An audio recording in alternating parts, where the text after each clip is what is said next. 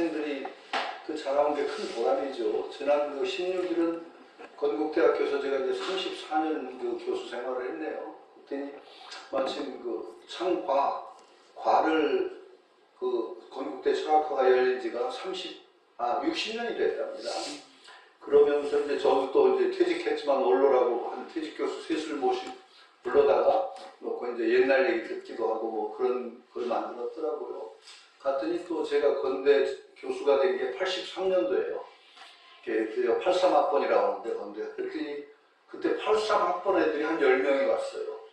그때 저하고 같이 저는 전임으로 부임을 하고 그 학생들은 입학한 학생들. 맨날 너희들하고 나하고 입사동기다 맨날 그러고 하는 학생들이 10명이 왔는데 참 감회가 있더라고요. 그리고 제가 몇 번 말씀드렸듯이 저는 참으로 그 교수 생활을 행복하게 하는 사람입니다. 굉장히 생에서 가장 큰 복 중에 하나를 저는 스승복, 선생님복, 그 다음에 그 어떤 도반복도 있고 그 다음에 직장복이 있어요. 남들한테 제가 교수 생활을 한 얘기를 하면은 이해를 못해요. 무슨 그 신화시대 얘기를 하냐. 전에도 말씀드렸지만 퇴직할 때까지 보통 많은 대학에서는 사은회라는 게 잘 안 된답니다. 이제 선생님도 귀찮아하고 학생들도 성의도 없고. 근데 저는 퇴직할 때까지 사은회라는 게 한 번도 걸러진 적이 없고 사은회를 했다면 1차로 끝난 적이 없어요. 꼭 학생들이 그냥 저희를 끌고 2차, 3차, 예전 아주 꽤 옛날에는 지들 캬바레 가는 데까지 끌려가고 정말 이태원 막 그런 데도 끌려가기도 하고 별일이 다 있어요. 그러니까 학생들이 그만큼 선생들을 붙잡고 그냥 같이 가시자고 막 그래서 가는데, 그리고 학생들이 사은회 때 이렇게 쭉 돌아가면서 한번 해고 한마디씩 해라 그러면은 여학생들은 대부분 울어버립니다. 대부분 울어요. 남학생도 어떤 때는 막 우는 아이들이 있어요. 그게 왜 우느냐? 그 대학 4학년이 자기들한테 너무나 큰 어떤 변화의 그 시간이었다는 걸 절감을 하는 거죠. 그만큼 자기도 모르게 여학생들은 그냥 이게 격정이 올라와서 막 울고 되게 꽂힐 그런 얘기를 하면은 이해를 못해요. 어디 고기가 이상한 거 같아. 그래서 그런지 건대 철학과가 무슨 중앙일보 대학평가에 전국 철학과 중에서 연 3년 1등을 했대요. 그런 게 그것도 보람인 것 같고. 그러니까 첫째가 교수들 사이가 좋고 교수들이 형제처럼 가까웠어요. 거의 그 원시 공동체라고 할 정도로 참 서로 가깝고 그러니까 학생들하고 사이가 좋아져요. 근데 학생들하고 사이가 좋은 거는 그만큼 또 아마도 우리가 애정이 있어서 그런 것 같아요. 저는 교수 생활하면서 늘 스스로에게 다짐하고 아이들에게도 거의 공언하다시피 한 게 너희들한테 정 떨어지면 나 선생 그만둘 거야. 아니 학생들에 대한 애정이 없는 사람이 교단에 쓴다는 건 양쪽이 다 비극이라고 저는 생각을 해요. 정이 없이 어떻게 가르치냐. 그런데 그건 정말 저만 있는 게 아니고 학생들이 저에게 정을 주게끔 또 만들어준 측면도 있어서 나는 너희들한테 고맙다. 그렇게 얘기를 하죠. 진짜 몇 번 그런 계기가 있었어요. 제가 좀 생각보다 사람이 좀 독해가지고 한 학기는 150명 F를 준 적이 있거든요. 건대 역사 가운데 가장 많은 F를 준 교수 중에 한 학기에 150명 교수니까 거의 다 F 받았죠. 그런데 한 학생도 저한테 성적 달라고 사정한 학생이 없어요. 그건 또 그때 왜 그랬냐면은 학생들이 기말시험을 거부를 해서 그 기말시험을 거부가 전교가 휩쓸려가지고 총학생회에서 기말고사 거부 방침을 정하는 바람에 제가 그런데 그냥 F를 준 게 아니고 학기 초에 경고를 했거든요. 그런 일이 가끔 있는 걸 있어서 절대로 용서 안 하겠다. 내 목을 걸고 용서 안 한다. 학생들이 시험이나 수업을 거부하는 것은 학생이 이를 포기할 때 내미는, 그러니까 거래 카드를 얘기하는 카드를 내민다고 하잖아요. 마지막 카드다. 그런 마지막 카드를 내미는 상황이라면 그건 근본적으로 문제가 되는 상황이고, 그때는 나하고도 상의를 해라. 내가 교수를 그만둬야 될지 나도 고민해야 될 그런 시점이 아니겠니. 그렇지 않고 마지막 카드라는 것을 불쑥불쑥 내린다. 학생이길 포기하는 카드를 함부로 내민다. 나 용서를 못한다. 내 목을 걸고 그건 성적 못 주니까 이거에 동의하지 않는 학생은 빨리 수강 신청을 변경을 해라. 내 거 취소하든가. 경고를 했죠. 근데 그 학기에 참에 그 총학생회가 시험 거부를 결정을 해버렸어요. 우리 전교 시험 거부다. 어떻게 시험 거부했어요? 거부한 그날 발표를 줬어요. 조교가 성적표를 들고 떨더라고요. 이거 어떻게 안 받고 그대로 제출해. 그게 다 일반이죠. 한 학생도 그런데 성적 달라고 저런 학생이었고 나중에 무슨 일이 있어 몇 학생이 제 방에 왔을 때 오히려 저한테 선생님 죄송해요. 무슨 얘기냐? 뭐가 죄송하냐? 그랬더니 저희도 시험 거부까지 가서는 안 되는 시험 거부라는 그 카드를 내밀 그런 상황은 아니라고 생각했지만 저희들이 총학생회의 어떤 흐름을 정면으로 그냥 무시하고 나서면은 이 총학생회를 완전히 발로 뭉개는 꼴이 돼서 저희들 F 받을 각오를 하고 시험 거부에 동참을 했습니다. 선생님 마음을 제가 모르는 게 아닌데 용서해 주십시오. 오히려 그러더라고요. 그게 얼마나 고마운 아이들인지. 정말 정이 붙게 하는 아이들이죠. 그래서 저는 너희들이 나에게 정을 붙게 해줬다는 게 난 고맙다. 그 다음 학기에도 존경한다 그랬고 아이들이 얼마나 참 착하냐. 제가 또 성적이 회고담을 하다 보니까 교수도 각각 달라요. 한 교수님은 그 채점을 할 때 학생 사진을 옆에 놓고 채점을 합니다. 그래 이 학생이 얼마나 수업에 성실히 참여했나 뭐 이런 것도 평가를 하는데 저는 다 채점을 해놓고 학생 이름을 확인합니다. 얘는 공부 못한 것 같은데 왜 성적이 좋지 공부 열심히 하는 것 같은데 왜 성적이 안 좋을까?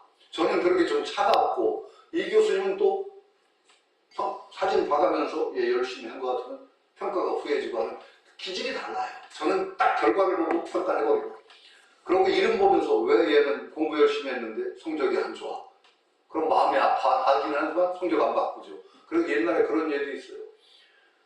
그런데 제가 성적이 안 좋고 대개 철학과 선생님들이 원치는 건 성적이 짭니다. 술이 잔뜩 어떤 날은 학생하고 술을 먹는 자리인데 한 학생이 술이 취해가지고 저 앞에서 선생님 저 드릴 말씀 있습니다. 그래 해봐. 철학과 졸업하면 취직도 힘든데 성적을 그리 주시면 어떡해요? 참 할 말이 없더라고요. 그래 나도 참 그래 미안한데 미안하다. 그럼 어떡하면 좋겠니? 그랬어요. 저도 난감하죠. 그랬더니 얘가 또 술이 취해서 톡 하고 한참 있더니 그래서 선생님들이 오라요. 계속 그렇게 하세요. 얼마나 고맙습니까? 그런 마음을 가진 아이들이. 그래서 저는 그 아이들이 정말로 저에게 정을 붙게 해준 학생입니다. 한 학생은 문과대 학생장에 가니까 공부 잘 못해요. 그럴 때는 하도 바쁘고 일도 많고. 한번 왔어요. 선생님 왜 왔니? 그랬더니 저 성적이 좀 어떨까? 그래서 여러분 너 별로 수업에 참여 못했지? 예, 많이 못했어요. 그래 너가 수업도 별로 참여 못한 그 학생이 성적을 잘 받아가면 너희 친구 학생들이 교수 보기를 좀 우습게 보지 않겠니? 그럼 알았습니다. 그럼 가더라. 왜 뽑아졌죠? 나중에 사은회 때 또 술을 들고 쫓아가 술을 따르면 선생님 정말 죄송합니다. 왜? 그때 아무 말 않고 F를 받았어야 되는데 선생님 방에 제가 갔다는 게 너무 죄송스럽고 부끄럽습니다. 아유 이쁜 학생들 아닙니까? 참 이쁜 학생들이에요. 그러니까 잘된 학생이 있고 참 그런데 그래서 그 학생들 만나면서 참 그런 내가 복된 그 사람이구나. 그걸 다시 느끼는 그런데 그게 그냥 정도 느꼈지만 저는 대학을 직장생활을 계속하는 동안 계속 그 강의를 하면서 강의 외에 반드시 하나의 강의 외에 과외는 아니고 공부 바라는 사람은 내 방에 와서 뭘 하자. 그래서 제가 전공이 유학이니까 사서상경을 강독을 한문 원전을 강독해 준다든가 너네 대학 중에 아니면 어떤 때는 또 젊은 교수가 그래 그건 강독은 당신이 해줘. 그리고 저는 불경 강독을 해준다든가. 그래서 많이 읽었어요. 학생들하고 유마경도 읽고 아함경도 읽고 금강경도 읽고 제 방에서 한 7, 8명이 와서 계속 공부하고. 나중에는 그 학생들이 선생님 이렇게 불경 읽어주신 계기로 템플스테이도 좀 시켜주시면 안 돼요? 그래서 제가 직기사 강의 나갔다는 주지 스님한테 스님, 주지, 제가 공짜로는 바라지 않는데 반가다 해주실래요? 아, 되게 보세요. 그래서 학생들 막 19명 끌고 템플스테이도 가고. 딴 교수 다 그래요. 그러니까 저는 강의를 하면은 제 강의를 듣는 학생하고는 반드시 한 번 식사를 해요. 짜장면이나 제 방에 와서 시켜서 먹든가 아니면 나가서 먹든가 그러면서 이번 학기에 듣는 과목에 대한 소개를 하고 또 발표를 시키니까 이렇게 준비를 해서 발표를 하거나. 그랬더니 타과에서 제2과 강의를 들은 학생들은 문화적 충격을 느낀다고 그랬어요. 이렇게 교수님들하고 같이 식사를 한 번 한다는 게 어디서 볼 수가 없는 풍경이다. 이런 게 계속 이어지니까 그만큼 결속이 단단해지는 거죠. 그래서 저는 그래도 제가 공직한 철학과가 자랑스럽고 교수들이 자랑스럽고 학생들이 자랑스러워요. 저는 이것이 좀 어떤 일반적인 분위기로 좀 확산이 되면은 정말 좋을 것 같은데 그게 잘 안 되더라고요. 사은회만 해도 학생들 별로 하고 싶지도 않고 없지도 않고 선생도 대면대면에서 그냥 얼른 도망오고 안 하면 안 해버리고 그런다고 하는데 정말 그런 일이 없어요. 그래서 참 갑자기 스승의 날이라고 하니까 제가 갑자기 죽을 그런 생각이 듭니다. 그래서 그런 속에서 뭔가 서로 전해지고 하는 게 있는데 그 점에서는 저는 참 행복한 사람이다 이렇게 생각하고 있고 그리고 또 몇 분 스승들이 참 저한테는 주신 게 너무 많아요. 그 백봉 선생님도 그렇고 서당의 임창순 청명수 선생님도 그렇고 또 대학의 교수님들이 저한테 참 너무 주신 게 많아서 그 덕에 이만큼 그래도 살고 있다. 그래서 제가 딴 사람 욕을 또 해야 되겠는데 어떤 예전에 교육부 장관 하는 사람이 방송에 나와서 그랬어요. 전 대학에서 별로 배운 게 없다. 그러니까 화가 나가지고 지가 배운 게 없으면 저 혼자 배운 게 없다고 스스로 자기를 욕해야지. 왜 마음대로 지가 대학에서 배운 거 없다는 식으로 얘기해서 대학을 전체를 뭉개고 스승을 다 뭉개? 전 나쁜 사람이나 장관이라는 사람이 그것도. 그래서 제가 굉장히 화가 났던 때가 있어요. 저는 정말로 그 은사님들에게 감사하고 그 사람은 자기가 배운 게 없는 거지 왜 선생들을 욕을 해요? 대학을 욕을 하고 그래서는 저는 안 된다고 봅니다. 저는 그 점에서는 굉장히 행복한 사람이다. 그렇게 생각하고 있습니다. 갑자기 저한테 이런 걸 주시고 그러니까 갑자기 쭈글스러워서 하는 겁니다. 자, 오늘 그럼 가보겠습니다. 아마 89쪽인가요? 네, 89쪽 할 차례. 한번 토 붙이지 말고 한번 후수문중 정해등지지 실미명료 갱의선설 위시개원 인이탈지문 묻습니다. 후수문중 지금 번호 점수죠. 후수라는 건 점수를 얘기하는 겁니다. 후수문 가운데 정해 등지지 정과 해를 등지해야 된다. 등은 같을 등자, 지는 지닌다. 정과 해를 같이 지닌다. 동등하게 지닌다. 함께 같이 지닌다는 가르침을 의라는 건 여기서는 가르침을 실미명료 참으로 아직 분명하게 알지를 못하겠습니다. 잘 모르겠습니다. 제가 분명하게 모르겠습니다. 다시 선은 베풀 수 있어. 선설이라는 건 가르침을 가르침을 베푸셔서 위시개미 그것을 뜻을 드러내어서 개미 저희 미혹된 마음을 열어주시옵소서. 열어서 여기까지요. 이니 해탈지문 깨달아 들어가는 해탈의 문으로 저를 이끌어 들어가게 해주십시오. 이끌어 들여 주십시오. 이게 그러니까 쉽게 얘기하면 후수 뒤에 닦는 점수의 뜻. 점수를 하는 요체가 뭐냐? 정예상수라고 하는데 제가 아직 그건 잘 모르겠습니다. 그러니까 가르쳐 주셔서 저를 해탈하는 문으로 이끌어 주십시오. 이끌어 드려 주십시오. 이런 뜻입니다. 해탈, 이게 바로 이제 불교의 궁극 목적이고 열반 해탈을 보통 이렇게 하는 거죠. 우리 해탈은 쉽게 얘기하면 대자유, 뭐 이렇게 표현하면 될 것 같아요. 전혀 그냥 우리는 지금 웃긴 존재라고 생각하고 부자연스러운 존재, 이것을 풀어서 온전한 대자유를 실현하는 것이 해탈이죠. 정말로 부처가 된다는 것은 온전한 대자유. 뭐 긍정적으로 얘기하면 그렇게 될 겁니다. 거기로 들여주십시오. 그리고 분명하게 여기서 못을 받고 있죠. 후수의 요체는 정의 등지다. 정의 등지다. 요걸 가르쳐 주십니다. 정의 등지라는 못을 받고 있고, 정의 등지는 어떤 곳에서는 성적 등지, 이렇게도 표현합니다. 같은 뜻으로 봐야 됩니다. 성적 등지, 정의 등지, 정의 쌍수, 성적 등지. 정의는 오히려 쌍수라는 말을 많이 쓰죠. 정의 등지나 성적 등지나 비슷한 말이고, 나중에 그걸 조금 뜻을 넓히면은 지관경수, 지관쌍수, 이렇게 지는 멈춘다, 정의에 해당합니다.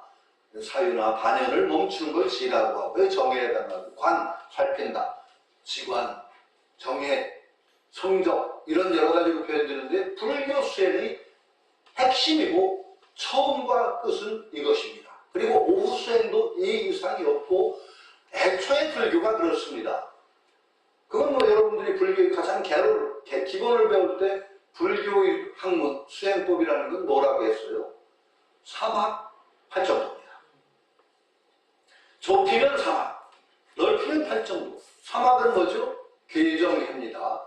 계는 그런데 우리 실천, 삶 가운데서의 올바른 원리이기 때문에 수행, 학문은 학문이지만 그걸 우리가 닦아가는 구체적인 수행에는 안 넣고 그냥 기본적인 삶에 들어갑니다. 계는 그러니까 언급을 할 필요가 없어도 없이 계가 빠지면 그 다음에 아무것도 안 됩니다. 이건 계가 없어도 다 된다? 이건 정말 만발 중에 만발입니다. 부처님의 가르침을 정면으로 부정하는 겁니다. 계를 소홀히 하는 것은. 올바른 삶의 원칙, 이것은 수행을 논하기 이전의 문제인 거예요. 바른 삶을 살지 않고도 행복해진다. 아니, 우리가 열반이라는 것, 깨달음이다, 해탈이라는 것을 이제 해탈이라 전부 묶은 것을 푼다 얘기하는데, 긍정적으로 표현을 하면은 열반은 부정적이죠. 번뇌가 없다. 이걸 긍정적으로 표현하는 건 굉장히 위험해요. 왜냐하면 긍정적으로 표현하다 보면 오해가 오기 때문에 그러는 거예요. 나쁜 게 아닌데 긍정적인 표현은 자꾸 거기에 우리가 생각을 덧붙여. 그래서 제일 가까운 표현이 완전한 행복에 가까워요. 열반이라는 건 전혀 번뇌가 사그러진 온전한 행복. 그런데 행복이라는 긍정적인 용어를 쓰면 왜 안 쓰느냐? 자꾸 알바리가 붙어. 그래서 뭐 옛날에 보면은 그 무슨 가수인가 나는 행복합니다, 행복합니다 하는 노래도 있는데 그 행복인지, 이게 행복의 차원이 많은 것 같거든. 그러니까 그런 생각들이 자꾸 달라붙으니까 행복이라는 용어를 잘 안 쓰는 거예요. 그러니까 열반이라는 건 부정적인 건 아닌데 긍정적인 용어를 쓰다 보면 자꾸 자기 나름대로 생각을 붙이니까 번뇌가 없다, 괴로움이 없다.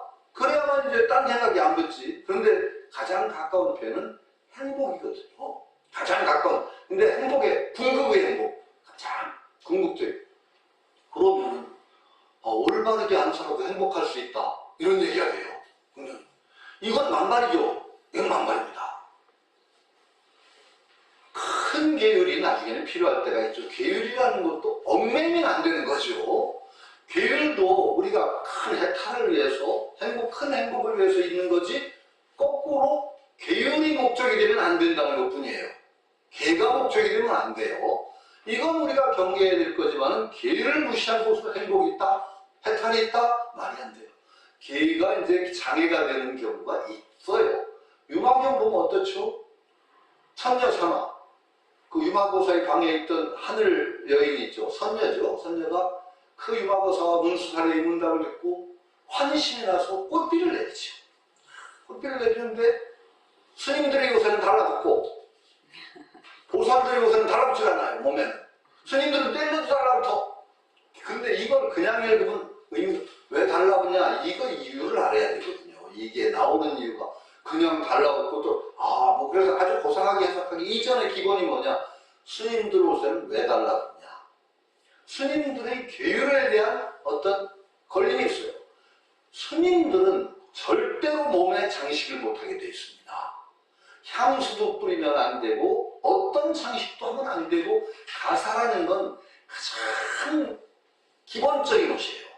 그러니까 불소리라고 할 정도로 남이 대중들이 버린 옷 그것을 빨아서 해 입는 게 스님들의 옷이에요. 그리고 모든 것을 제가불자이들에게 의존해서 가장 기본적인 생활만 하고 나머지를 모두 수행을 하는 존재이기 때문에 거기에다가 장식을 한다, 꾸밈을 한다, 이건 용서가 안 되는 거죠.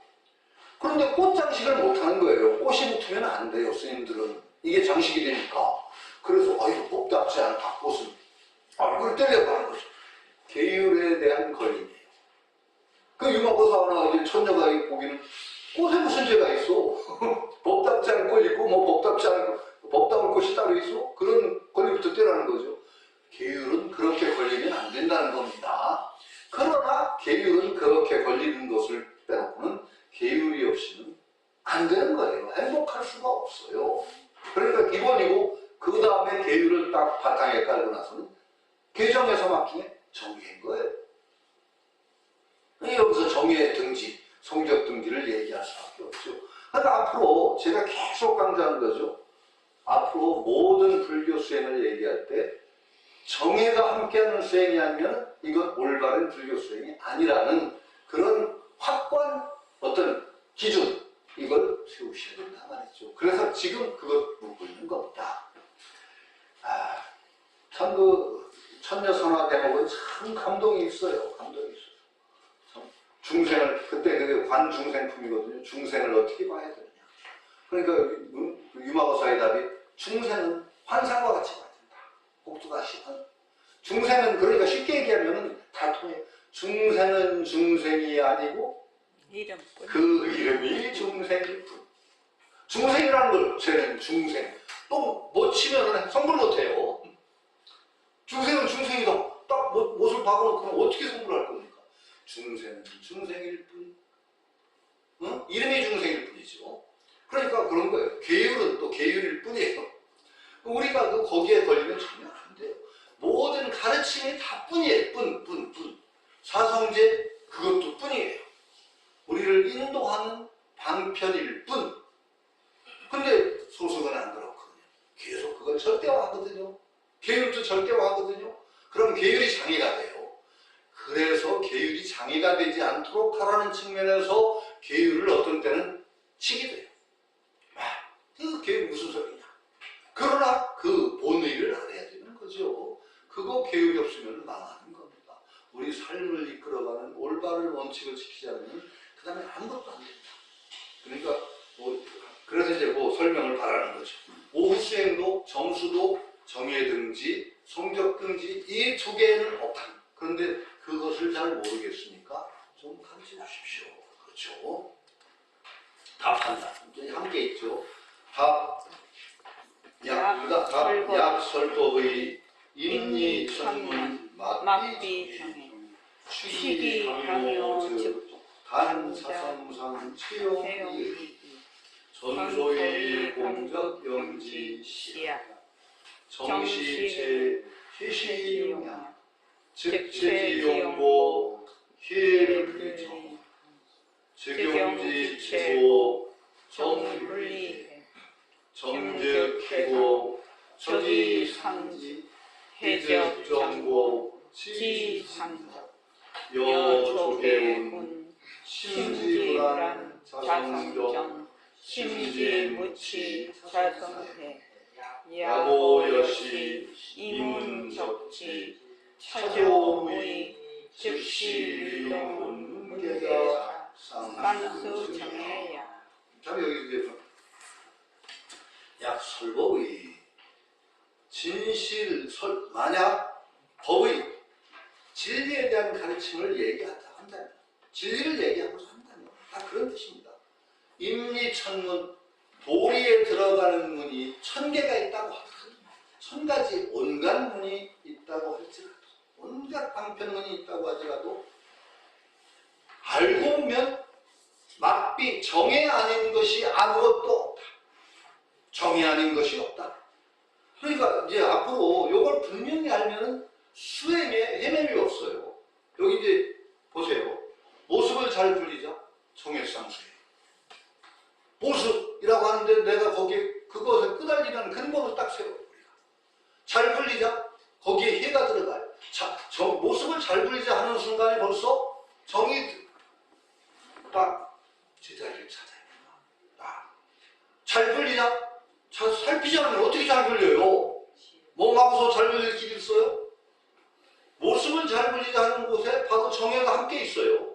사실은 윗바사나를 어떤 스님이 윗바사나를 강의하시면서 윗바사나는 해악이다 이렇게 얘기하시더라고요. 알아차림. 그래서 제가 바로 불렀어요. 정의 없이 어떻게 알아차리나요? 자, 여러분들이 마음이 막 날뛰고 있으면 알아차릴 수 있을까요? 없을까요? 절대 못 알아차립니다. 정이 있기 때문에 알아차리는 거예요. 알아차린다는 건 해예요. 분명하게. 그러나 지 마음이 막 날뛰고 있으면 어떻게 알아차려요? 알아차림 수행한다. 마음 챙깁니다. 이렇게 많이 하죠. 정예상수입니다. 화두 정예상수입니다. 의심 속에 마음이 딱 집중이 되기 때문에 반연이 차단돼요. 화두를 의심하는 그 마음이 성성하게 살아있기 때문에 해가 성성하게 살아있어요. 정예상수예요. 이렇게 알아들어가면 모든 수행을 정예라는 틀 속에서 그걸 떼서 생각하지만 우리가 누가 어떤 수행을 얘기한다면 그게 정예상수의 이치에 맞는가? 여기에 임리천만 이치에 들어가는 우리 1000가지라고 하지만 정예 아닌 것이 없다. 이렇게 보면 돼요. 연불 수행한다. 정예상수예요. 연불. 내 연불하는 돌이켜보면 그 자리 바로 알아차림과 똑같아요. 정예가 거기 있어요.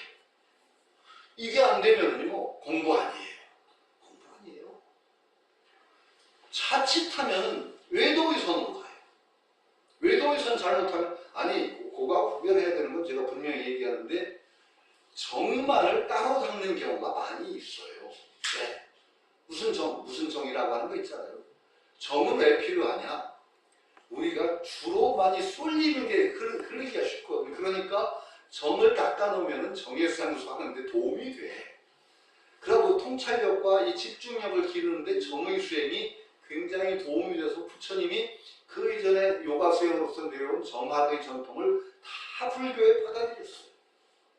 사실은 이 정학은요, 부처님 이전에 이미 다 거의 완성태로 있어요. 부처님이 가장 높은 선정의 경지로 받아들인 정이 뭐예요? 비상비비상처정이라든지 그거 전부 부처님이 창안하신 정이 아닙니다. 이미 비상비비상처정만 해도 우따칼라마 부탄가? 알라라칼라마 우따칼라마 부탄 두 스승에게서 배운 무념무상처. 그리고 분명히 우리가 해야 될 게 불교는 있는 그대로에 접근하는 접근이 아니라 있는 그대로를 강조하는 종교가 불교예요. 그리고 철하고 붙은 거 우리가 삼매 들을 때 언제나 철하고 하는 게 있어요. 비상비비상처, 공무변처, 식무변처, 처철한 처의 수행이 있어요. 이 철하고 딱 붙으면 모조리 진리가 아니라 내가 만든 마음이 만든 심상이에요. 심상에 철하는 걸 붙여요. 공무변이다. 공이 끝이 없다. 이게 공이 진짜로 끝이 없다는 것이 아니라 심상으로 그걸 마음 생각으로 공무변이라는 생각을 하는 거예요. 그래서 거기에다 자기를 몰입시키는 선정수행을 해요. 삼매예요. 비상비비상처예요. 그것도 처니까 비상비비상 그 자체가 진리가 아니에요. 식무변처, 의식, 식이 끝없이 쫙 펼쳐진 그 세계를 생각해요. 심상이에요. 그런 심상을 만들어서 심상에 자기를 몰입시킴으로써 어떤 집중된 마음을 형성하는 게 삼매수행이에요. 그렇죠? 분명히 알으셔야 돼요. 처의 수행이 아무리 돼도 이거는 방편이지 진리 아니에요. 그러니까 그 중에 제일 제가 위험한 방편 처수행 중에서도 굉장히 독약 처방처가 많죠. 처는 아닌데 부정관 그거 절대로 함부로 부정관 하지 마세요. 계속 강조하는데 불교는 언제나 있는 그대로 접근하는 종교라 몸이 부정해요? 여러분 몸은 더러운 거예요? 얘기한 대로 몸일 뿐. 세상은 있는 그대로 세상일 뿐. 거기다가 어떤 때는 우리는 그런데 치우쳐 있거든. 자꾸 한쪽으로 치우치거든. 주로 어디에 빠져서 흘리기 때문에 그걸 다스리는 약이 필요해서 공무원처도 나오고 신문면처도 나오고 그런 심상을 만들어서 심상 속에 자기를 몰입시키는 그런 경험을 통해서 내가 한쪽으로 치우쳐서 병이 생기는 걸 차단하는 거예요. 그 차단이라는 방편에 빠지면 어떻게 되죠? 병이 돼요, 거꾸로.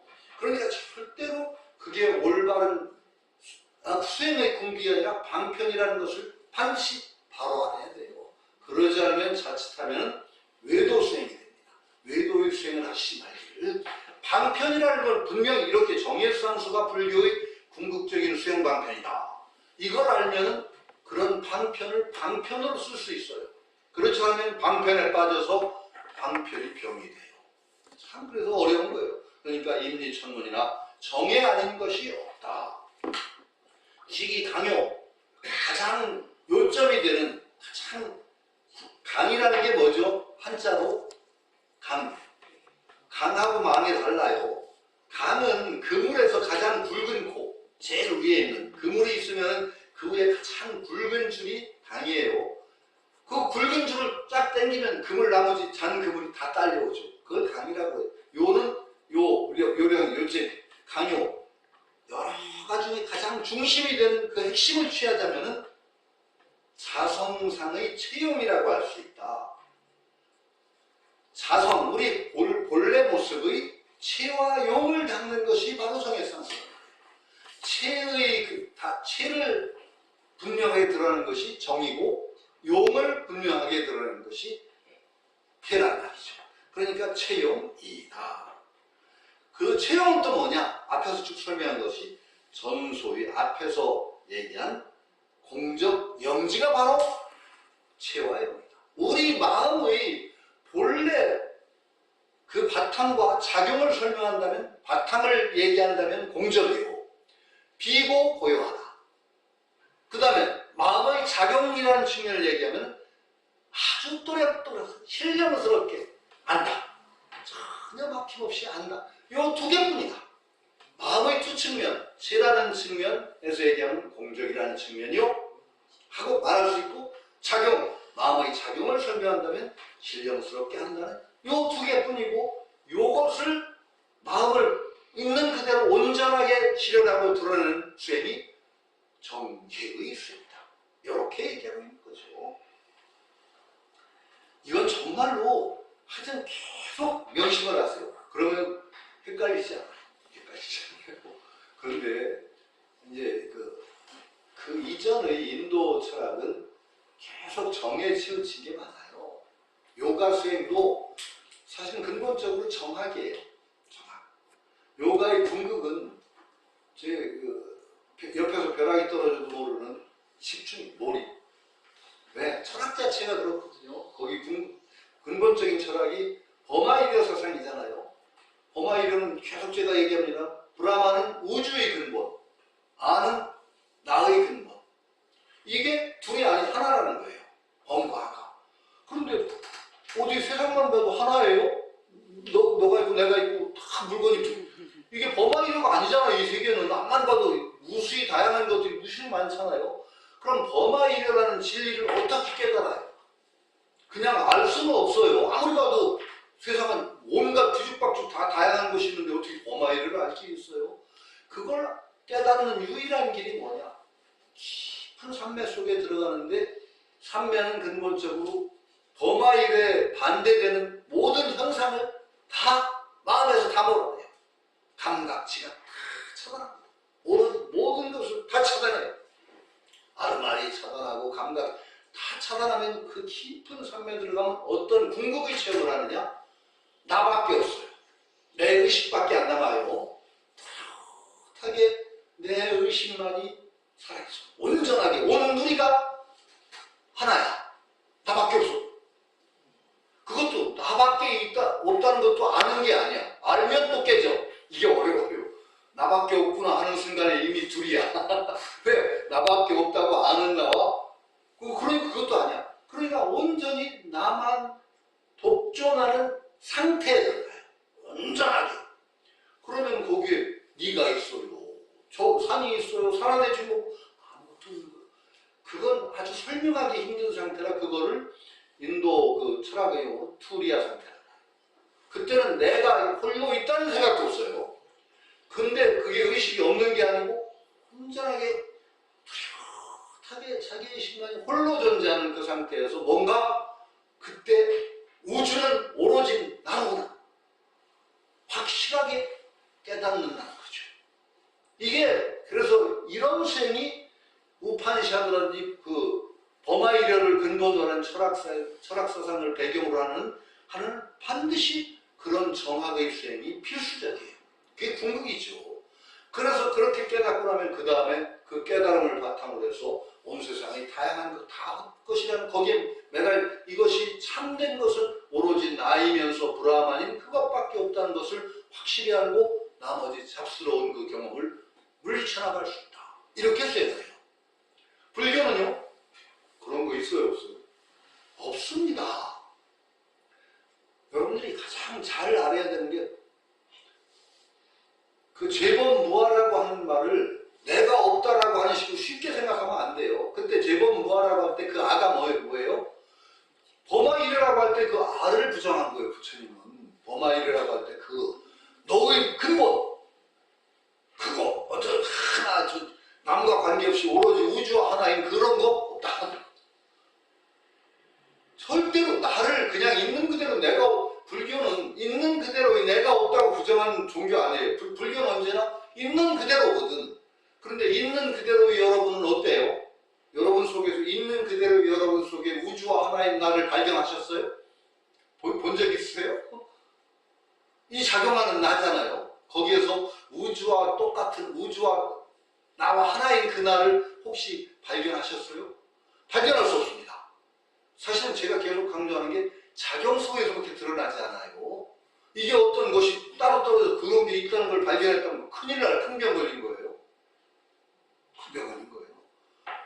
불교는 언제나 있는 그대로기 때문에 이렇게 있는 나예요. 그냥 이렇게 활동하고 하는 게 작용성 속에 드러나는 그 나를 어떤 측면에서 표현하면 공적이라고 표현하고 어떤 측면에서 표현하면 영지라고 표현할 수 있는 거예요. 어떤 체라는 측면, 근본이라는 측면 이런 데서 표현은 공적이니까 거기서 보이는 거 아무것도 없어요. 뭐 잡을 게 없어요. 공인데 어떻게 잡아요? 저긴데 뭐가 잡혀요? 공적이라고 표현하고 그러나 작용이 뚜렷하게 드러나는 측면을 영지라고 표현해요. 언제나 사실에 접근하기 때문에 그런 식의 수행은 오히려 불교에서는 위험해요. 그런데 그런 수행을 하면 부처님은 받아들인 이유가 그런 수행을 하면 굉장히 정신적인 통찰력이 강해지고 집중력이 강해져서 다른 공부를 할 때 굉장히 힘이 생겨요. 이거 부처님이 부정하지 않으셨어요. 그게 다 그 정학을 받아들여요.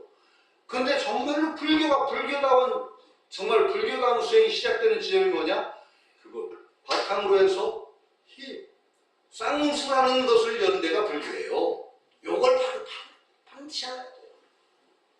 이게 해학이 빠지고 정해가 함께하는 수행을 얘기하지 않으면 불교적이 아니에요. 그러니까 여기도 그런 체용 그러니까 정시체용 정이라고 하는 건 체에 해당하고 해시용이다. 해는 용에 해당한다. 이렇게 되는 거죠. 그 다음에 중요해요. 즉체지용 즉체라는 것은 체즉한 용이다. 체와 떨어져 있는 게 아니야. 용과 체가 두 쪽으로 나요. 여기는 용이고 여기는 체가 아니다. 즉체지용 체 그대로 연결되어 있는 체를 떠나지 않은 즉이라는 말이 참 어려워요.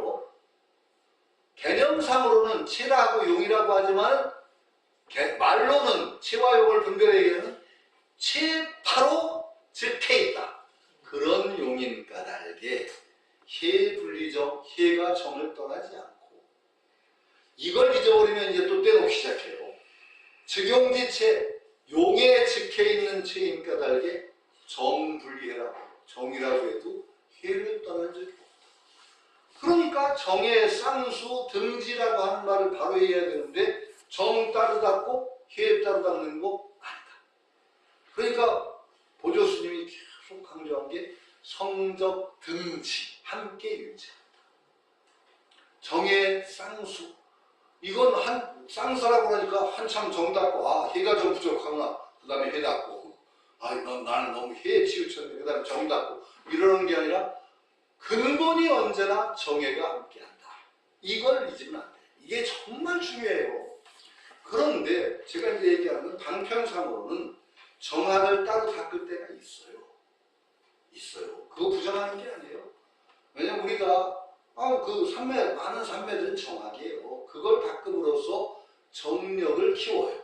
정의 힘을 키워요. 그게 나중에 공부하는 데 굉장히 도움이 되거든요.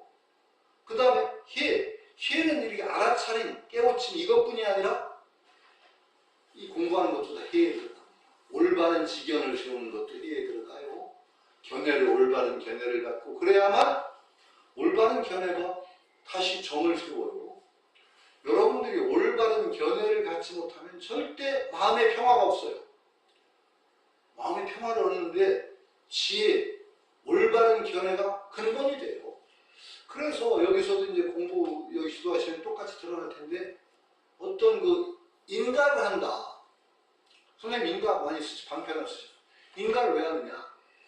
인가를 통해서 내가 공부하는데 올바른 지경을 세웠다는 거예요. 그게 인가는 저는 안 받았지만 딱 그 올바른 딱 견해가 쓰면은요, 그 다음에 마음이 수행하는데 장애가 없어요. 왜? 정이 저절로 따라와요. 쓸데없는 마음의 파도가 안 일어나요. 올바른 견해가 딱 서면. 이게 안 설 때는 그게 계속 고생해요. 그래서 어떤 정말로 공부를 할 수 있는 올바른 방편을 딱 얻고 올바른 견해를 딱 썼을 때 선생님이 인간의 시간에 잘한다. 너 공부한다. 이거 굉장히 중요하죠. 정이 더 저절로 나옵니다. 정이 안 생긴 사람이 올바른 견해를 세운다. 그것도 또 망가예요. 그러니까 정에는 함께 하지만은 정 따로 해 따로 수행할 경우도 있다. 왜냐하면 그것이 필요해요. 그러나 궁극적으로는 언제나 등지다. 그리고 그것이 따로 수행할 경우도 있지만 우리 일상적인 삶 속에서 수행을 한다고 할 때는 정 따로 해 따로 하면 그것도 큰일 나요. 여러분들이 어떤 때는 정말로 딱 들어앉아서 정학을 닦을 때가 있어요. 그 경전 공부도 하고 그러면서 이렇게 해학을 닦을 때도 있어요. 그런데 우리 일상적인 삶 속에서 수행을 이어나가는 게 근본이죠. 자, 어떻게 생각하세요? 불교의 가장 소중한, 부처님이 열어놓으신 가장 복되고도 소중한 물꼬는 뭐냐? 살아가면서 할 수 있는 공부다. 이게 가장 근본이에요. 부처님이 알랄라 칼라마 우따 칼라마 부타 밑에서 그 가장 최고의 삶에 도달했을 때 그 삶의 상태에서는 괴로움 없어요. 근데 그 삶의 상태에 들어가 살 수가 없죠.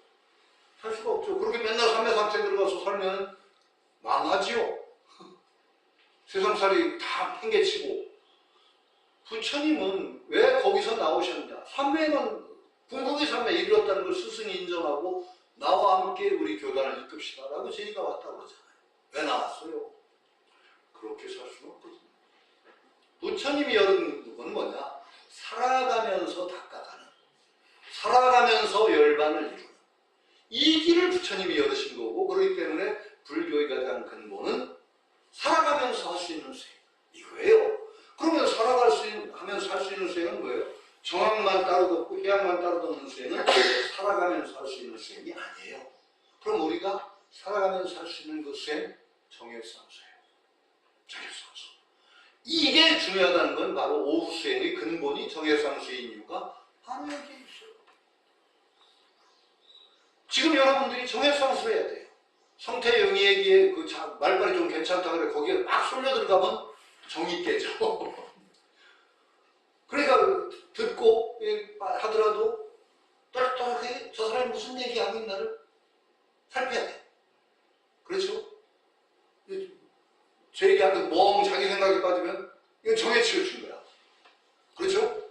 그러니까 여러분들이 제 얘기를 가장 올바르게 듣는 태도는 정예상수예요. 정예가 등지되는 상태에서 가장 올바르게 제 얘기가 전달이 돼요. 그렇죠? 부정할 수가 없어요. 올바르게 딱 안정된 마음으로, 딱 들뜨지 않은 마음으로 딱 있어야만 말이 올바르게, 그러면서 또렷하게 분별하는 그 알미 있어야만 제 얘기가 올바르게 듣기고, 혹시 제가 삿된 얘기를 하면 바로 알아채지고, 그러게 되는 거죠. 그냥 제가 마치 제 현혹대가 휙 끌려 들어가면 정이 깨져요. 그게 그러면 몰라. 어느 귀신이 자고 가는지 몰라. 그렇다고 해서 멍멍하니 있으면 아무것도 이제 아르마리가. 여러분들이 지금 제 얘기를 제대로 들을 수 있는 상태는 정예가 함께 유지되는 상태여야 돼요. 그러면 저는 제가 지금 이 얘기를 제대로 하려면은 막 하는 것 같아도 정예가 유지가 돼야 제대로 얘기해요. 내가 지가 무슨 얘기를 하는지도 모르고 지흥에 취해서 막 놔두면은 이거 정말 난리가 나요. 제가 가끔 그런 경향이 좀 있죠. 헤매지만은 그러나 그 또렷하게 알고 그런 차분한 가운데서 이 정리예요. 차분한 가운데서 막 얘기를 그러면서 무슨 얘기를 하면서 반응도 보가면서 얘기하는 게 해요. 그러면 정예가 함께 있으면 제가 얘기하는 것이 온전하게 이루어져요. 여러분 삶 전체가 그렇게 가야 돼요. 그게 바로 늘 이어져 나가는 정예의 수행이에요. 그 중에 가장 여기서 이 선언에서는 모습을 잘 풀리자야말로 그런 삶 가운데서 계속 수행하는 가장 수승한 방편 가운데 하나일 거예요. 모습을 잘 풀자 속에 정예가 함께 들어가거든. 그게 바로 모습을 잘 풀자니까 우리 삶 속에서 이어져가면 삶 속에서 우리 현실적인 삶 속에서 내 모습을 잘 불리는 속에 정을 잃지 않고 그 해를 쓰는 그 공부가 들어있다. 이렇게 생각하시면 되는 거죠.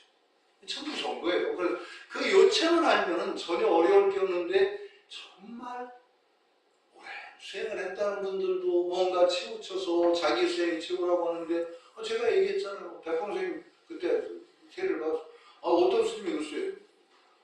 저는 처음에는 굉장히 감동을 했죠. 밤 9시에 다리 펴고 딱 앉더니 새벽 3시간까지가 다리를 하나도 안 풀리고 딱 앉아서 그냥 야 대단한 구스다. 우리는 저 양반 일어날 때 발철해서 넘어질 거야 그랬더니 넘어지지도 않아요. 불끈이라 툭툭 털고 가길래 나중에 감동해서 제가 스님 그 수행의 어떤 경기를 한번 체험을 한번 얘기해 주십시오 그랬더니 스님 뭐라고 해? 어떤 때는 깊이 들어가다 보면 내 몸을 잃어가지고 내 몸 찾는데 한참 헤매요. 에이구 이스님아 정예상수인데 어떻게 몸을 잊어버려. 이게 말이 안 되는 거예요. 이거 수행 바른 수행 아니에요. 그런 수행들이 가끔 막 거기에 경지가 높다고 맡기는 분들이 있는데 그건 경지가 아무리 높아도 외도예요. 안 돼요. 올바르게 가는 정말로 한 걸음을 가더라도 올바르게 가야 됩니다. 그 태도를 당당하게 걸어야 되는 거죠. 이게 중요한데 바로 요체가 정예상수고 그것을 이론적으로 분별해 얘기하면 자성의 체와 용을 올바르게 실현하는 이렇게 되는 거죠. 그리고 그것이 즉체, 체에 즉한 용이고 용에 즉한 체이기 때문에 해즉정이고 정즉해라. 그러니까 제대로 정이 이루어지면 해도 나올 수가 없고 해가 바로 서지 않으면 정도 이루어질 수가 없다. 요건 철칙이에요, 철칙. 그리고 그걸 비유로 얘기하면은 예전에 그랬죠. 계기가 청정해야 법기가 청정하고 법기가 청정해야 해월이 만방이다. 그랬어요. 개의 그릇이 맑고 깨끗해야 법의 진리의 그릇이 청정해지고 진리의 그릇이 청정해야 해월이 방방이다. 지혜의 빛이 거기에 빛을 냅니다. 그 법기 청정이라는 말 그것도 어떤 정학이 이선 개가 바로 딱 서면은 자연히 마음의 파도가 줄어요. 마음의 파도가 줄어요. 이게 정이에요. 마음의 파도가 줄고 집중을 유지할 수 있는 게 정이에요. 마음의 파도가 줄면 자연히 파도 치는 데는 경물이 비쳐 들어올 수 없어요. 제대로 고요하게 가라앉은 물처럼 거기에 그림자 제대로 비춰지듯이 그게 해요. 제대로. 요게 계정의 순서를 하면 그렇게 돼요. 거꾸로도 똑같이 돼요. 해가 서지 않으면 마음이 가라앉을 길이 없어요. 삿된 견해를 가지고 있고, 이 몸이 영원하다든지 무상을 모르는 사람들은 무상을 모르면 뒤바뀌는 현상에 매달려서 그냥 울고불고 하는데 어떻게 정이 서요? 마음이 그냥 아니 여기 성차별 되게 많이 말하냐? 미친년 널뛰기 한다. 그거 성차별이라고 그래요. 미친놈이나 하여튼 미친 사람이 널뛰기 한다. 아니 바른 견해가 없으면 널뛰기를 해요. 감정이 쓸데없는 일에. 그거 어떻게 정이 서겠어요? 정이 안 이루어져요. 정이 막 널뛰기라는 마음 가지고 어떻게 올바른 행동을 해요? 올바른 행동이 안 나와요. 그러니까 개정의 사막은 그래야 원래가 뗄 수 없는 공부예요. 절대 떨어질 수가 없는 공부인 거예요. 그런데 제가 또 제 얘기 너무 빠지지 마시는 게 사람에 따라 기질에 따라서 정적인 측면이 잘 되는 사람이 있고 혀가 밝은 사람이 있어서 그런 어떤 대치 공부는 필요해요. 정이 부족한 사람은 정학의 수행을 좀 더 많이 할 필요가 있을 때가 있어. 그렇죠? 그 다음에 혀가 부족한 사람은 혀를 좀 닦아야 돼. 이런 때는 보충을 하지만은 근본적으로는 떨어질 수 없는 공부다. 떨어질 수 없는 공부이기 때문에 균형을 맞춰서 언제나 함께 드려야 되는 것이다. 이렇게 이해해야지 이것을 따로 떼는 순간에 이건 올바른 불교 수행 아니다. 계집정보 그러니까 어떻게 해요? 정직하고 정의가 풀리다. 정분이 떨어지지 않는다. 정직해 고요하게 안정되고 집중이 되면 지혜가 바르게 해가 나오니 적이상지 고요하면서도 항상 알게 되고 이거예요. 고요한 가운데 고요하다는 건 아무것도 없다는 게 아니에요. 지금 정액상들하고 제가 계속 얘기했죠. 제 얘기 듣는 올바른 가장 이상적인 상태가 정예가 등지된 상태다. 제가 계속 이렇게 얘기하면서도 가장 제가 올바르게 얘기할 수 있는 상태는 정예가 등지된 상태여야 된다. 그러니까 적이상지 그 고요함을 바탕으로 해서 그 지가 드러나는 거예요. 지가 작용을 하고 해득정 해가 이루어지면 정이 되면 까닭에 지상적 알되 또렷하게 알되 항상 고요하다. 무슨 얘기죠? 정말 무서운 얘기예요. 그러니까 언제나 이것이 공부의 대종이다. 대종이 틀리면 안 돼요. 언제나 대종이 틀리면 우리말에 그 좋은 말이 대종이 틀리면 안 된다는 말. 대종 마루종 원래는 그게 대종이라고 할 때 이 마루일 거예요. 대종 큰 마루, 큰 요체, 큰 강령 이게 틀려버리면 그 다음에는 끝까지 장난을 하고 재주를 부려도 안 되는 거예요. 지성자. 그것을 이제 조계 스님의 말로서 증명을 하는 거죠. 여조계론. 예를 들어 조계는 말하자면 그 보조스님 아니라 육조스님 조계가 말씀하시기를 심지관이 차성정이요 마음 바탕 마음밭자리 그냥 마음 자리가 따로 없지만 자리라고 표현하는 거예요. 마음자리에 어지러움이 없는 것이 차성의 정이요 마음자리에 어리석음이 없는 것이 차성의 해다. 그러니까 우리가 본디 정해를 갖추고 있어요. 여러분들이 본디 정해예요. 마음을 보면은 원래 마음이 공적이거든. 근본적으로. 그러니까 자성의 정이 있어. 마음이 본디 영지거든. 신령스럽게 하는 작용을 가지고 있거든. 그러니까 자성이 본디 해야. 그 자성의 정과 자성의 해를 올바로 실현해내는 공부가 정예예요. 따로 공부 있는 공부가 아니라 이렇게 약, 오, 여시 만약 이러함을 이렇게 깨달아서 이문적지 이문이라는 건 운이라는 건 우리가 운이 좋다라는 뜻인데 운용, 운행 이문이라는 건 움직이는 대로 그냥 흘러가는 대로 일이 이루어지는 대로 이런 뜻이에요. 운이라는 건 옮겨가는 대로 세상이 바뀌어간다든가 옮겨가는가 일이 이루어지는 데 것에 맡겨서 적지 고요한 가운데 한다. 그러니까 용 쓰는 거 억지로 하는 게 아니라 자 임원이 되려면 어떻게 돼야 돼요? 여러분 내가 본디 자성 그 스스로가 본디가 공적이고 영지라는 걸 알아야 용 쓰지 않아요. 내가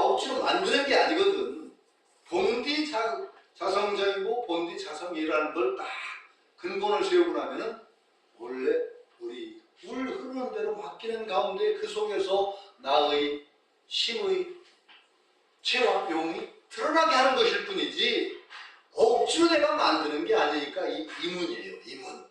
맡겨서 거기. 그냥 흘러가는데 맡기면서 거기에 적과 지를 고요하고 아는 거예요. 차조무의 차와 조가 둘이 아니다. 이게 차가 뭐예요? 막을 차. 이게 정이에요. 차가 정이고 조가 뭐예요? 해예요. 차. 일단은 자꾸 빠져들어가는데 이게 빠져들어가는 알아차림이 왜 중요하죠? 딱 알아차리면 빠져서 흘러가지 않아요. 굉장히 그러니까 이게 그 모습 잘 굴리는데도 알아차림이 근본이 돼야 되죠. 여러분들이 모습 잘 굴리려면 알아차림 안 되면 모습 잘 굴릴 수 있어요? 절대 안 되겠죠. 왜냐하면 이게 차예요. 딱 자기가 하는 것에 대한 자각이 있으면은 거기에 흘려 들어가잖아요. 그게 차예요. 그게 될 때 비로소 내가 이러한 상태라는 것을 환하게 하나요. 마음 작용을 환하게 하는 게 해예요. 이게 조예요. 차조가 둘이 아니에요. 그래서 아까 얘기한 대로 어떤 스님한테 제가 아니 어떻게 그 정이 안 되는데 해가 됩니까? 알아차림이 해라고 딱 단정을 하시길래 해악이다. 그렇게 단정하신 건 굉장히 묘한 것 같습니다. 어떻게 정이 안 되는데 해가 됩니까? 그러니까 알아차리면 정과 해가 함께 있어요. 알아차림이 차가 돼요. 그렇죠? 알아차림이 또 해예요. 이 두 개가 사실 함께 있어요. 그러니까 차조가 무의 둘이 아니라는 것이 바로 거기에 드러나요. 여러분들이 그렇게 공부를 해나가면 차조가 둘이 아닌 거예요. 언제나 이런 보조스님이 가르침을 늘 그러니까 제가 우스개로 얘기하는데 계속 불교도 뭐고 제가 얘기하는 것도 동일한 주제곡이 반복된다는 것을 얘기했죠. 제가 그 얘기하면서 베토벤 얘기했나요? 제가 가장 인상적인 게 저 고등학교 때 음악 선생님이 베토벤 그 교향곡을 설명해 주면서 운명교향곡 팡팡팡팡 문 열어주고 그게 문 열어주고 그래요. 그 베토벤의 운명교향곡의 선율을 그리고 지금도 그게 인상적으로 나와. 그럼 그 다음에 문 열어주고 처음에 나오는데 그 다음에 문 열어주 그래 문 열어주고 뭐 그렇게 계속 반복했고 그게 불교에 쏙 반복이 돼요. 어떤 가르침에도 그 주 가르침이 계속 이어져요. 그러니까 어떤 수행을 하면 거기서도 정해상수를 여러분들이 베토벤 운명교육의 문 열어주가 계속 이런 형태 저런 형태로 반복되는 것을 딱 찾아내듯이 여러분들이 앞으로 계속 불교의 수행법을 보더라도 정해상수 성격등지 차조무의 이것을 딱 찾아내게 돼요. 대정을 세우게 되면 그러면 여러분들이 그 수행을 모든 불교 수행을 올바르게 해나갈 수 있는 근본 견지가 딱 견지가 그리고 이 견지가 지견이 올바로 서야 되면 여러분들이 참으로 헤매지 않고 수행을 꿋꿋하게 해나갈 수 있는 바탕이 서는 거예요. 그러면 결국은 제가 그 전번에 2달 전에 여기가 다리 삐끗해가지고 왔었죠. 아직까지도 불안해요. 이게 나이가 한번 폭 해놨더니 이제 걷는 건 별 지장이 없는데 아주 이제 조심스러워. 그 다리가 한번 삐끗해놓으니까요.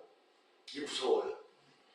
그 다음에 운동이 이제 안 되죠. 제가 늘 걷던 게 안 되니까 그 다음에 차례차례로 무너져요. 이게 운동이 안 되니까 다른 컨디션이 무뎌지고 그래가지고 전반적으로 한 2달간 컨디션이 전부 안 좋은 거예요. 딴 것이 안 되니까. 이게 참. 근데 갑자기 또 제가 지금 정이 깨졌어요. 그래서 왜 걸리겠는지가 지금. 그 컨디션이 무너져서 찾았어요.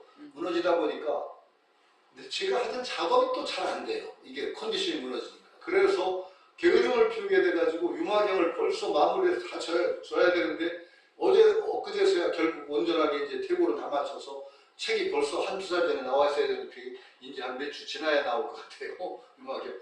마무리하면서 쭉 유마경을 제가 썼던 유마경을 다시 쭉 봤어요. 아주 얄팍한 책이 나올 것 같아요. 문고본 같은 게. 그 아주 괜찮아요. 뭐 그렇게 나와도 이거 불자들이 가볍게 들고 다니고 볼 수 있으면 좋죠.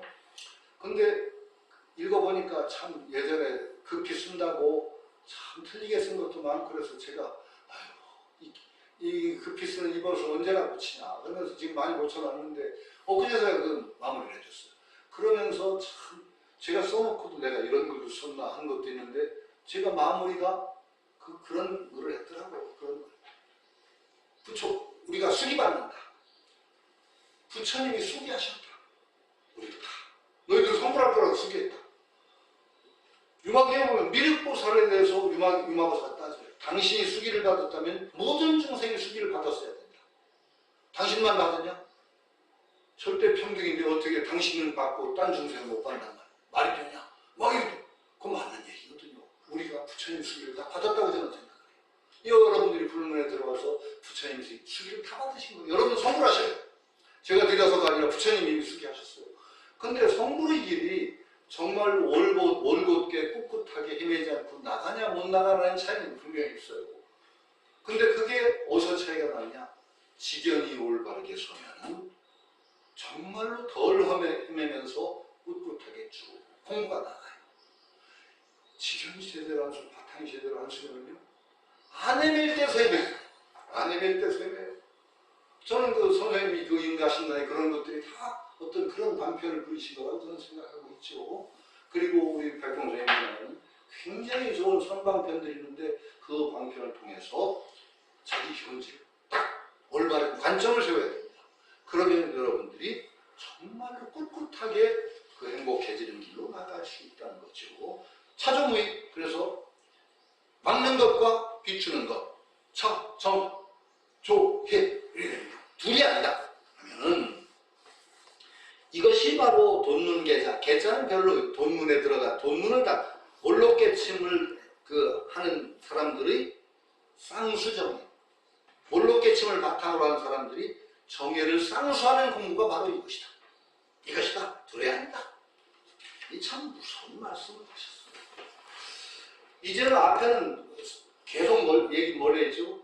도노 점수를 얘기했어요. 앞에까지. 그 다음에 이제 지금부터 도노 점수 가운데 도노를 밝히고 도노가 뭐냐? 계속 얘기하셨어요. 도노는 뭐다? 그 부처님과 너와 둘이 아닌 조사의 그 근본, 그 통이다. 그거는 차츰 깨닫는 거 아니다. 오늘 아침에 요만큼 깨닫고 내일 요만큼 깨달아가는 그 도리가 안 돼요. 절대로 안 돼요. 왜? 마음이 그렇게 부부도 여러 번 마음을 여러 쪽으로 나눌 수 있다면 그렇게 깨달을 수가 있어. 마음 한쪽 오늘 깨닫고 내일 이쪽 깨닫고 마음이 그렇게 안 나눠져요. 마음은 허공과 같아요. 허공과 같다 소리가 아니라 아마 허공이라 해도 다름이 없을 거예요. 우리가 허공이라는 것을 여러분 알으셔야 돼요. 무서운 얘기예요. 허공 법문은 정말 무서운 법문인데 저는 허공을 어떻게 이해하느냐. 허공은 바로 진리이기도 하고 우리가 마음이라고 하는 것도 되고 열반도 허공이에요. 자, 제가 이제 논리적으로 얘기해 볼게요.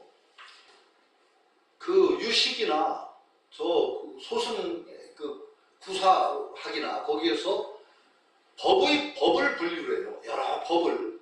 그러니까 법을 분류를 하면 가장 큰 두 개의 분류가 있어요. 무위법과 유위법이에요. 유위법이라는 건 변화작용이 있는 것을 유위법이라고 해요. 생멸 변화가 없는, 자기가 없는 법을 무위법이라고 해요. 무위법에 뭐가 있을까요? 무위법. 생멸 변화와 자기를 벗어난, 자기가 없는 무위법에 뭐가 있을까요? 딱 두 가지밖에 없어요. 무위법은 뭐냐? 하나가 허공이에요. 무위법이. 허공이 자기가 있을 턱이 없죠. 변화가 있을 턱이 없죠. 또 무위법에 하나가 뭐가 있어요? 열반이에요. 열반무위, 허공무위. 열반과 허공만이 무위법에 들어가요. 자, 그러면 저는 거기서 그런 생각을 해요.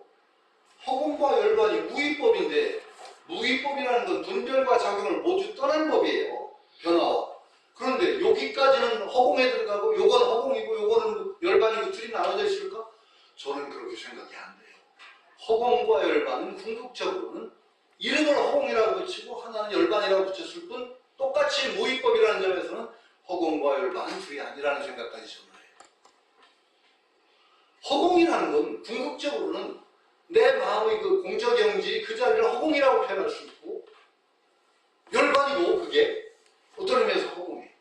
백공사님이 계속 허공을 얘기하시는 이유가 뭘까를 생각해보니까 허공과 열반이 둘이 아닌 것 같아요. 이게 분별상인지 모르는데 저는 그렇게 이해해요. 계속 허공 얘기를 하신 이유도 허공은요 공간이 아니에요. 여기서 여기까지는 공간이에요. 허공이라는 건 우리가 여러분들이 볼 수가 없어요. 허공을 깨달았다 하면 사실 완전히 깨달은 건 아닙니다. 허공은요 여러분 인식 속에 들어오질 않아요. 무서운 거예요. 허공은 모든 것이 그 속에 있으면서 또 모든 것이 또 그것인 것이 허공이죠. 이게 그래서 허공이라는 개념은 굉장히 무서운 개념인데 하여튼 그렇게 하시면 될 거예요. 참 무서워.